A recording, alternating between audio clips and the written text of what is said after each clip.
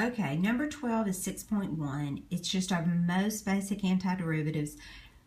One thing, this will be on the next test as well. I'm putting it on this test because it's so important for the rest of chapter 6. We only have 3 rules. If it's x to a power, we add 1 to the exponent, divide by the new exponent. If it's 1 over x, that's natural log absolute value. Remember, Webison's going to need the parentheses and the absolute value or it's going to count it wrong. And the antiderivative of e to the x is e to the x. So we just go through and we do our basic add 1 to the exponent, divide by the new exponent. Now, sometimes I find it helpful when you have like x over 3 to break that into 1/3 times x. People tend to do better if they do that. And 3 over x is 3 times 1 over x. So now I can just add 1 to the exponent. So 2 plus 1 is 3, divide by the new exponent. Add 1 to the exponent. 1 over x is the natural log of x. And then the antiderivative of 4 is 4x because 4 is really like 4x to the 0. So I can add 1 to the exponent, divide by the new exponent. Now, obviously, don't leave this like that. Change it to the 2, change it to the 2. 2 times 3 is 6. You know, clean it up some. Now, for our next one, it's a little bit harder because we have radicals. Whenever we have a radical, just like when we first learned how to do derivatives, we're going to have to change it as x to an exponent. That's our only rule. So I'm going to change this to 3/2. Then I can do the antiderivative of each piece. So antiderivative of 3 is 3x.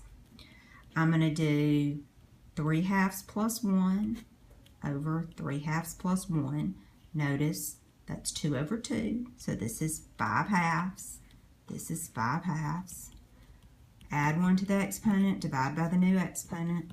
Add 1 to the exponent, divide by the new exponent. E to the x is e to the x plus c. If you put it like this in Webison with the 5/2 in the bottom of the fraction, it's going to count it wrong and I'm going to leave it wrong. You can't leave fractions in the bottom of fractions ever. So we're going to need to flip this.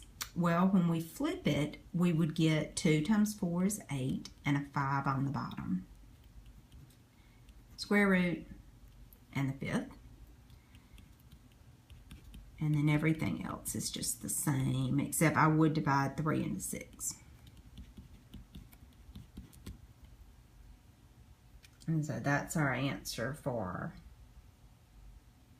that one. Now for our last one here, it's kind of the same thing. We don't have them as x to the exponent, and if we don't have them as x to the exponent, we can't do the problem. So my first thing is just change them to x to an exponent, just like you did when you did derivatives.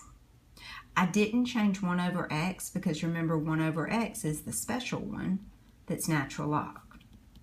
Now I do my rule. Add 1 to the exponent, divide by the new exponent. Notice, minus 1, not minus 3. We're adding to a negative number. Add 1 to the exponent, divide by the new exponent. Again, minus 3 plus 1 is going to be minus 2. Minus 2. And then the 10, of course, is 10x, just like the 4 was. Clean it up.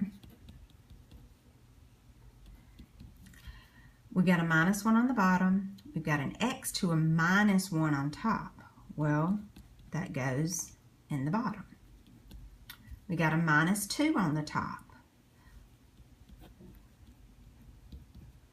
It goes in the bottom. Now, notice the minus 2 down here, it stays. We're dividing by the new exponent. It stays in the bottom. I brought the negative up top because that's by convention what you do. You don't have to. You could have left the minus on the 2 down there. You just don't see that as often. And then plus c, and I'm done. One thing to point out, it's only when it's just 1 over x that the antiderivative is natural log. Notice 1 over x squared, antiderivative is not natural log. 1 over x cubed, antiderivative is not natural log. The only time your answer is a natural log is if you had 1 over just x. Not x squared, not x cubed, not x plus 4, just the x itself.